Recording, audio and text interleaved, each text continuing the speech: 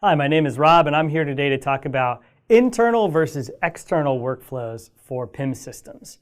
Now, traditional PIM systems, master data management systems, or really any content management system or storage solution of any kind that has a workflow associated with it. Think, digital asset management or, Documentum back in the day, Box today, whatever. They all have workflows that are meant to organize internal work. So you create an early version of the product, and that goes through some type of approval process. And at the end of the day, you've got a completed piece of content that's been approved and that can go out there in the universe. And this is a well understood internal workflow pattern. For manufacturers that are creating a product that's going to be listed out there in the market on the digital shelf, you've got typically product development that's going to be creating the product. It'll often show up in the PLM system, eventually the ERP system. It's going to have basic product specifications and so on and so forth.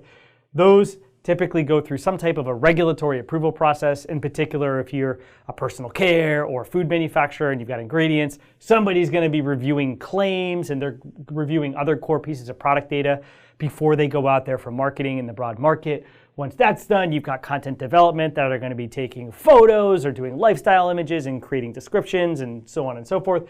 And then eventually you've got the trade team that's going to be adding in top-off attribution, the fast data, with things like the search keyword terms that you're going to enter in the search keyword field in that spreadsheet that you send over to the retailer that you're working with, or a product title that meets retailer-specific guidelines, and so on and so forth, right? This is a really well-defined series of steps that is hard-coded into internal workflow systems, and the workflows don't change that often. External workflows are very, very different. They tend to be extremely volatile. Examples of external workflows are Amazon. When a product goes out of stock, what do you do about that? If a product goes out of stock for a few hours, your search ranking can be depressed for 6 to 8 weeks. That's a really, really bad thing to happen.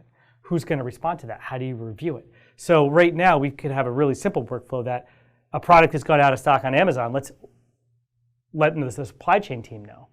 Has a PO been issued and fulfilled, but Amazon hasn't been stocking the inventory? I heard a story recently that one item out of 500 items that was shipped to Amazon was damaged, and so they didn't consider the PO fulfilled.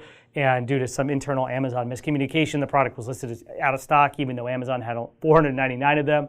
It's crazy things like that happen where you can have escalations and you can get the thing back listed.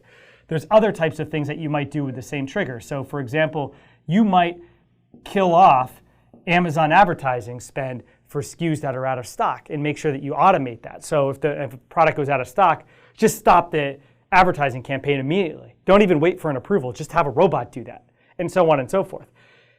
Let's say that you're monitoring your products on Target. Target changes their site design from time to time. They're always A/B testing, and they're evolving their site design to better serve their guests. Target, let's say that your grade drops on Target from an A to a B or a B to a C.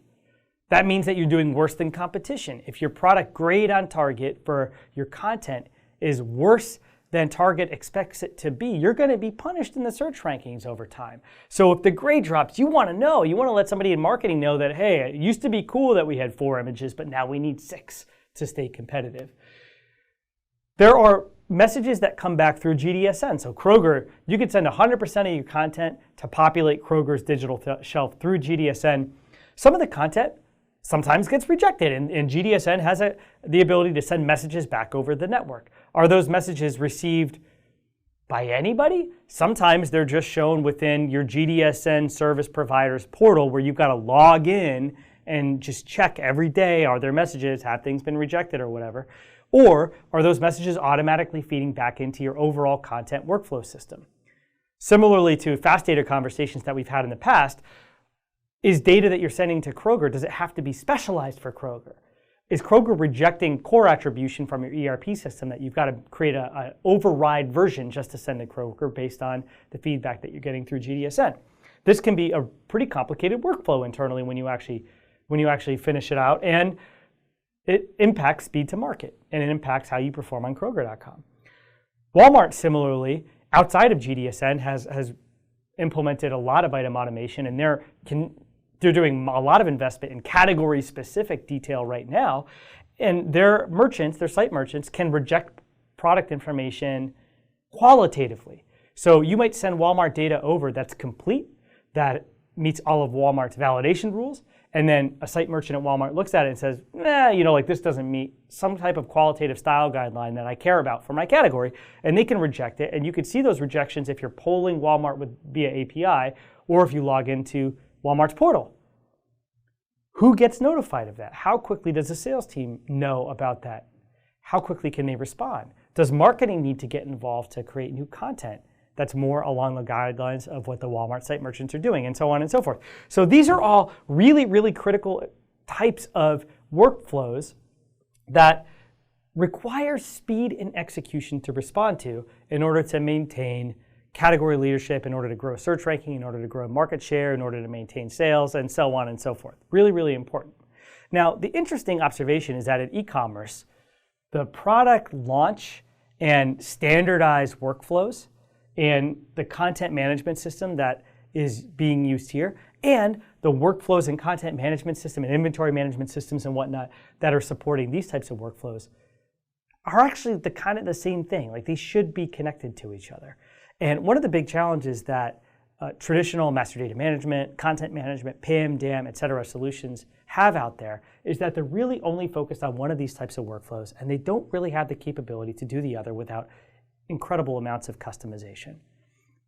So on the digital shelf, internal versus external workflows is an important concept to understand, and in particular, getting a really good sense of how your team is working today for the external workflows, which are the ones that most immediately impact your success on the digital shelf, is really, really important.